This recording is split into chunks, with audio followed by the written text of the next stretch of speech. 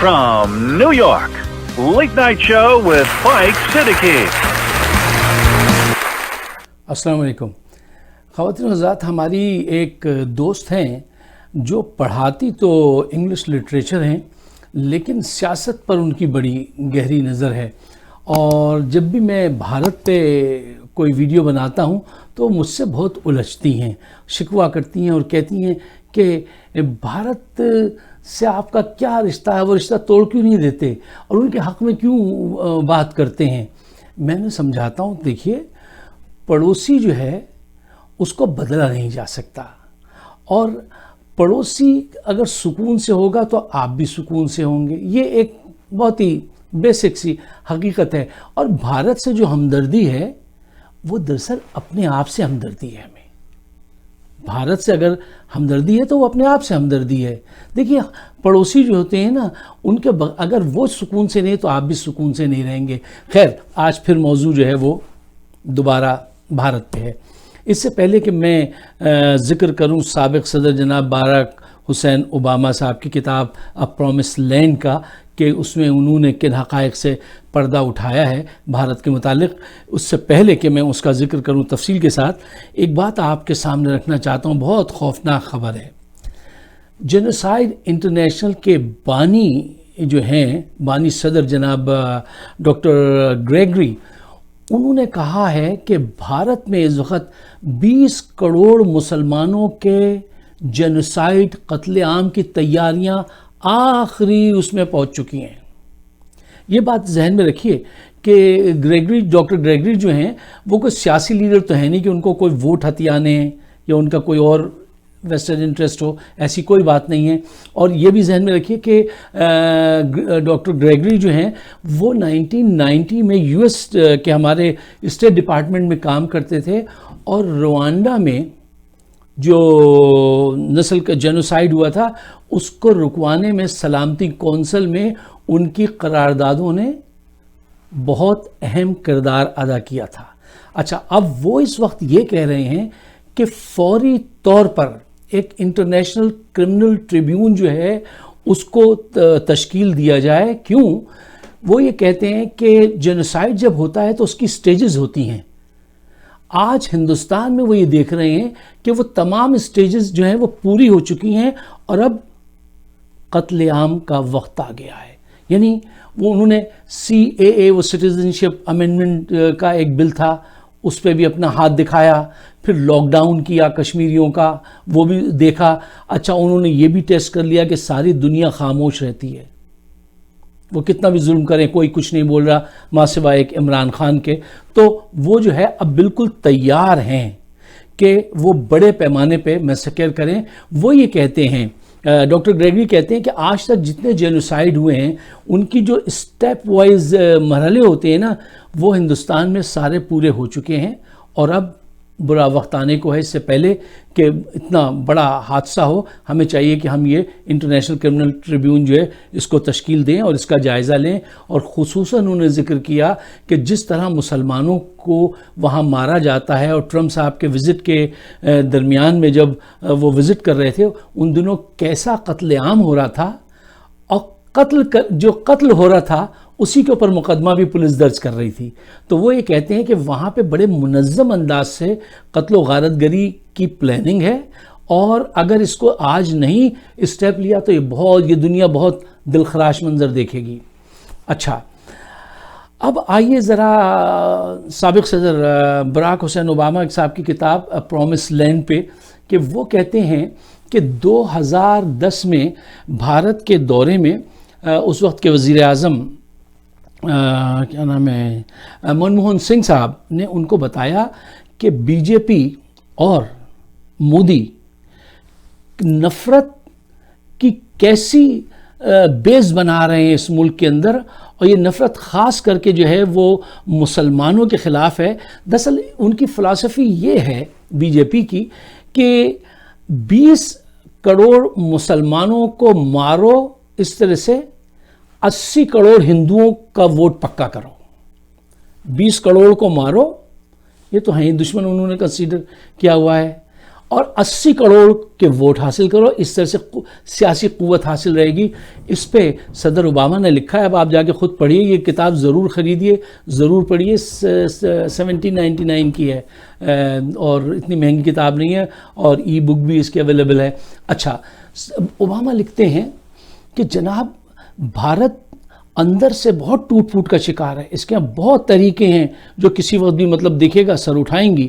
اچھا، اور نفرت کی بنیاد پر جو یہ تعمیر کرنا چاہتے ہیں، جو یہ تعمیر کرنا چاہتے ہیں مودی صاحب، اس پہ انہوں نے بہت اپنے خدشات کا اظہار کیا ہے اور کہا ہے کہ دیکھیے کرپشن وہاں پہ زوروں پر ہے اس ملک میں، اور اتنی زیادہ ذات برادری کے چکر ہیں، اور اس کے ساتھ ساتھ یہ فلسفی جو ہے نا، یہ اس کو بہت انہوں نے ناپسند کیا اور اس کو انڈیکیٹ کیا. ان کا کوئی وہاں سیاسی ووٹ تو لینا نہیں ہے انہیں اب، تو انہوں نے سچائی سے جو بات ہے وہ لکھ دی ہے. اب آپ میرے کہے پہ نہیں، اپنی نگاہوں پہ بلیو کیجئے اور جا کے اس کو پڑھیے. خواتین و حضرات، میں بھارتی دوستوں سے کہتا ہوں کہ اگر آپ بھارت کو ہندو مت کی فلسفی پہ تعمیر کرنا چاہتے ہیں تو ضرور کیجئے. دیکھیے، مذہب کے نام پہ آپ بنانا چاہتے ہیں، مذہب کے نام پہ ہم نے بھی تو پاکستان بنایا نا، اسرائیل نے بھی بنایا، اور چائنا کی اپنی فلسفی ہے وہ اس پہ بناتا ہے، دوسرے تمام ممالک نے بنایا. اگر آپ چاہتے ہیں تو آپ بھی بنائیے، لیکن خدا کے واسطے رام کی فلسفی کو اپنائیے، رام کی فلسفی پہ بنائیے، جو بات کرتے ہیں محبت کی، اخوت کی، لائلٹی کی، ٹھیک ہے نا، دکھ نہ دینے کی. آپ اگر اس کو بی جے پی کی نفرت اور ہلاکت کی سوچ پہ چلانا چاہتے ہیں ہندوستان کو، تو یہ بڑے افسوس کی بات ہے. کیونکہ جب سے یہ آئے ہیں، آپ دیکھ لیجئے ہندوستانی معاشرے کا کیا حال ہے.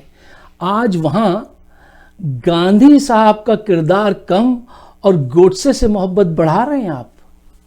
یہ آپ کیا کر رہے ہیں؟ ذرا سوچئے کہ آپ کس ڈائریکشن میں سفر کر رہے ہیں اور اس کی کتنی بڑی قیمت آپ کو ادا کرنی پڑے گی. آپ روشنی چاہتے ہیں نا، فلسفی چاہتے ہیں تو build your nation.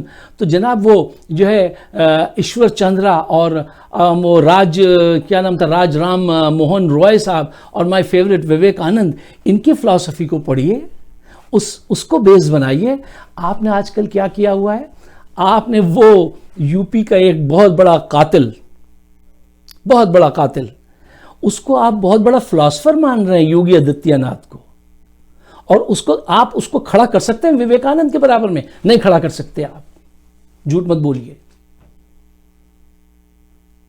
Ishwar Chandra کے مقابل کا وہ آدمی ہے، ان پڑھ جاہل قاتل آدمی. اس کی فلسفی اور اس کو میرے کچھ ہندو دوست ملے، وہ اس سے کمپیئر کرے. تیری یار ان کی ٹیچنگ کہاں ہے؟ آپ کچھ اپنا دماغ کھولیے، کیا بات کر رہے ہیں آپ؟ بھارت کو آج سرمایہ داروں نے، آپ اس کو چلانا چاہتے ہیں، ایک گینگ ہے جس میں سرمایہ دار ہیں، ٹھیک ہے نا، جس میں ہیٹ مونگرز ہیں، خود غرض پولیٹیشین ہیں، یہ ایک کلب کے ممبر ہیں. اور کیا بھارت اب امبانی، متل، کومل، شیتل، کومل، نردم، ان کے سہارے چلے گا ملک؟ کیا یہ صرف اس لیے ملک بنایا گیا تھا؟ یار 70 سال ہو گئے، آج تک ایک چھوٹے سے پڑوسی ملک کو فوکس کیا ہوا ہے. بس فوکس کرنا تھا تو پورے امریکہ یورپ کو کرتے، کسی بڑی قوم کو کرتے. دن رات صرف اسی سے مقابلہ کیے جا رہے ہیں. الیکشن لڑنا ہو تو اس کو گالیاں دے دو، کمیشن کھانا ہو، رافیل خریدنے ہو تو اس کو کہہ دو ہمیں ان کی پٹائی کرنے جانا ہے تو وہ رافیل چاہیے ہیں، وہ خرید رہے ہیں، پھر مقابلہ ہوگا تو پھر اس میں سے کمیشن کھا لو. یار اتنا بڑا ملک اور اتنی کمزور فلسفی، یہ خواہشات. آج آپ کی تعداد، ذرا میں انڈین دوست سے کہہ رہا تھا، یار آپ کی تعداد آپ کو پتہ ہی کتنی ہے؟ 1 ارب 20 کروڑ. آج آپ کو پوری دنیا کو جتنے سائنٹسٹ دینے چاہیے تھے، جتنے فلسفر دینے چاہیے تھے، اکانومسٹ دینے چاہیے تھے، پولیٹیشنز دینے چاہیے تھے، آپ کی پہچان ہے کہ ان سوائے گاندھی اور نہرو کے کسی کو کوئی دنیا میں کوئی ایڈمائر کرتا ہے، جانتا ہے؟ نہیں جانتا ہے. یونائیٹڈ نیشن میں مودی صاحب تقریر کر رہے تھے، میں شرما رہا تھا. وہ فرما رہے تھے ہم نے اتنے لاکھ باتھ روم بنا لیے. یہ لیجئے یہ ترقی کی ہے. آج تک باتھ روم کی 50% لوگوں کو کمی ہے، اور قوم جو ہے وہ گاؤں متر سے کہہ رہی ہے علاج کریں گے ہم کینسر کا. یہ بالکل نامناسب باتیں ہیں. ہر وقت بس ایک ہی رٹ لگائی ہوئی ہے کہ پاکستان کو سبق سکھانا ہے. یار کتنا سبق سکھائیں گے آپ؟ دنیا کی سب سے بڑی جمہوریت آپ کو کہا جاتا ہے. اگر جو جائزہ انہوں نے اپنی کتاب میں پیش کیا ہے باراک حسین اوباما صاحب نے، تو یقین کیجئے کہ وہ سب سے بڑا فراڈ نظر آتا ہے. سب سے بڑی جمہوریت نہیں ہے، سب سے بڑا فراڈ ہے وہ، جو میں نے آپ سے کہا نا چند لوگوں کا ایک کلب ہے، گینگز ہیں، گینگسٹر کے حوالے ہے. آج وہ حالت کر دی ہے آپ نے ہندوستان کی کہ اب تو سدھرنا ہی بہت مشکل لگ رہا ہے. جو حالت ہے، 2.5 سال کی بچی کو ریپ کر رہے ہیں، 2.5 ماہ کی بچی کو ریپ کر رہے ہیں. ریپ سٹی کہلایا جا رہا ہے دلی، جو ایک شہر تھا عالم انتخاب میں. اس کی یہ پہچان بنا دی آپ نے. اب تو رام ہی اوپر سے آئیں کسی اوتار میں تو شاید یہ سمجھیں، ورنہ یہ سمجھ سے بالا تر ہوتے جا رہے ہیں روز بروز. میرا بڑا ہندی کا ایک پسندیدہ شعر ہے کہ اب تو ایودھیا کی گلیاں بھی راون کی لنکا لگتی ہیں. اب تو ایودھیا کی گلیاں بھی راون کی لنکا لگتی ہیں. رام کسی اوتار میں آؤ، بھارت ہے کٹھنائی میں. اور کیا طریقہ ہے؟ اس طرح سے قومیں آگے بڑھتی ہیں. آج اگر یہ کشمیر کا مسئلہ حل کریں، ان کی گلے میں دبایا ہوا ہے آپ نے ان کے گلے کو، اور پاکستان سے دوستی کر لیں، تو خواتین حضرات پورے ہندوستان میں 1 ارب لوگوں کے گھروں میں گھی کے چراغ جلیں، اور وہ کیا ہے، کاما دیوا کے پھولوں کی خوشبو مہکے. ہر شہر میں ہاسپٹل ہو، ہر گاؤں میں. ہماری ہندوستان کی، پاکستان کی جو ہے وہ حالت جو ہے معاشی طور سے یورپ کے ممالک کی طرح ہوں. لیکن اگر ذہن میں یہ خناس سما گیا کہ ہندو فلسفی یہ ہے، بی جے پی والی، اس پہ اگر آپ نے کام کیا تو آپ کبھی وہاں پہنچیں گے نہیں جہاں پہنچنا چاہیے تھا. کیا کبھی نفرت بو کے، نفرت کے ذریعے محبت اگائی جا سکتی ہے؟ نہیں اگائی جا سکتی. کیا آپ آگ سے جلا کے یہ توقع رکھتے ہیں کہ ٹھنڈی ہوائیں آئیں گی؟ نہیں آئیں گی. Hindustan more populated than Africa and more diversified than Europe. اتنی بڑا ملک، اس کو بڑا لیڈر چاہیے، بڑی سوچ چاہیے. یہ لوگ جو ہر وقت ایک چھوٹا سا ملک، ابھی حال ہی میں 2 دن پہلے کی میں خبر سن رہا تھا کہ بامبے میں ایک بیکری تھی، اس کا نام تھا کراچی بیکری. تو وہ سارے بی جے پی کے لوگ وہاں پہنچ گئے اور جا کے اس سے کہہ رہے ہیں اس کا نام چینج کرو. وہ شریف آدمی تھا، اس نے کہا ٹھیک ہے چینج کر دیتے ہیں. پاکستان میں کراچی یا ہمارے حیدرآباد میں ہے غالباً بامبے بیکری. بڑی خوشی سے لوگ جاتے ہیں، وہ بامبے بیکری کا بنایا ہوا کیک کھا رہے ہیں، یہ کراچی بیکری پہ جا کے ڈنڈے برسا رہے ہیں. یہ سوچ کا فرق ہے. یہی فرق ہے جو انہوں نے پیدا کیا ہے اس معاشرے میں کہ مسلمان کو مارو، 20% جو 12% جو مسلمان ہیں، وہ 20 کروڑ جتنے بھی ہیں، ان کو مار کے 80 کروڑ کا ووٹ حاصل کرو. اور یہ جتنے گینگسٹر جمع کیے ہیں آج اسمبلی میں، وہاں کے کون ہیں؟ قاتل، زانی، لٹیرے، قرضہ لے کے کھا جانے والے، پورا ایک گینگ ہے. باقاعدہ اپنے ہاتھوں سے قتل کرنے والے لوگ بھی اسمبلی میں بیٹھے ہوئے ہیں وہاں پہ. وہ جو ڈاکٹر صاحبہ سے میری بحث چلتی ہے اور میں ان سے کہتا ہوں کہ دیکھو، پڑوسی اگر اچھا ہوگا، اس کے حالات اچھے ہوں گے تو اس کا فائدہ ہم کو ہوگا. ہم کیوں بولتے ہیں بھارت کے حق میں یا بھارت کے لیے ایسی بات کیوں کہتے ہیں کہ وہ اچھا ہو، ان کی سوچ اچھی ہو جائے؟ کہ اس سے ہمارا فائدہ ہے نا. جنگ نہیں ہوگی. اب ہمیشہ یہ جنگ کے لیے پر تولتے ہیں اور قدرت بار بار ان کو بچا رہی ہے. ابھی پچھلی فیبرری میں پاکستان میں تھا اور یقین کیجئے وہ لڑکے جو تھے وہ ان کی ہائی کمان اس کی رینج میں آ گئی تھی، وہ ان کو اڑا دیتے. اور پاکستان میں یہ انہوں نے ڈیسائیڈ کیا کہ نہیں، اتنا نہیں کرو، ابھی اتنا چھوڑ دو. اور پاکستان کی جو تیاری ہے دیکھیے جھوٹ بولنے کے لیے، ایک دوسرے کو اپنے آپ کو اسٹرانگ بتانے کے لیے جو جی چاہے کہتا پھرے، ہمارے پاس یہ ہے، ہمارے پاس وہ ہے. لیکن جنگ کا صحیح فیصلہ جو ہے وہ میدان جنگ میں ہی ہوتا ہے. اور اگر انہوں نے کوشش کی تو پاکستان کے پاس جس قسم کی تیاری ہے وہ پورا ہندوستان تو نہیں، لیکن یقین کیجئے وہ 12 سے 15 شہر ہمیشہ کے لیے صفحہ ہستی سے مٹا دیں گے. اور ان کے پاس کوئی چوائس نہیں ہے، ان کے پاس اتنی بڑی سینہ نہیں ہے، ان کے پاس اتنی بڑی فوج نہیں ہے. اور ان کے لڑکے جو ہیں وہ بےتاب بیٹھے ہیں، کہتے ہیں یار بس وہ رافیل سے ذرا گرانا ہے، مارنا ہے. دیکھیے بہت بڑا فرق ہے. وہ جان دیتے ہیں تو اس کی خواہش رکھتے ہیں، وہ قوم ہے. آپ کے وہاں اگر جان دے دیں تو میں نے دیکھا ہے کہ لواحقین کتنا روتے ہیں. اور یہاں پہ وہ ایک عورت سے، خاتون سے بات کر رہے تھے، میں نے پاکستان میں کے چینل پہ دیکھا تو وہ فرما رہی تھی میرے 2 بیٹے اور بھی ہوتے تو میں ان کو بھی فوج میں بھیجتی. یار بڑا فرق ہے اس سوچ کا. اچھا پاکستان کو میں ہمیشہ کہتا ہوں، دیکھیے آپ کا چائنا سے اتحاد جو ہے نا وہ فطری نہیں ہے. ہمارا فطری اتحاد بنتا ہے ہندوستان کے ساتھ، ان سے ہماری ثقافت بنتی ہے، ملتی ہے. آج دوستی ہو جائے، ہم ان کے ساتھ بہت انجوائے کریں، وہ ہمارے ساتھ انجوائے کریں. چائنیز کے ساتھ جا کے ہم کیا انجوائے کریں؟ کچھ نہیں. یار فطری اتحاد، نیچرل الائنس جو بنتا ہے وہ بنتا ہے ہندوستان کے ساتھ ہمارا. اور ہندوستان جو ہے وہ دھکے پہ دھکا دے کے وہ پاکستان کو دیوار پہ لگا رہا ہے. اب یہ آخری کیل ٹھوکی ہے کہ وہ لاک ڈاؤن کر دیا کشمیر میں. اب آپ یہ بتائیے کہ یہ عقل مندی کی؟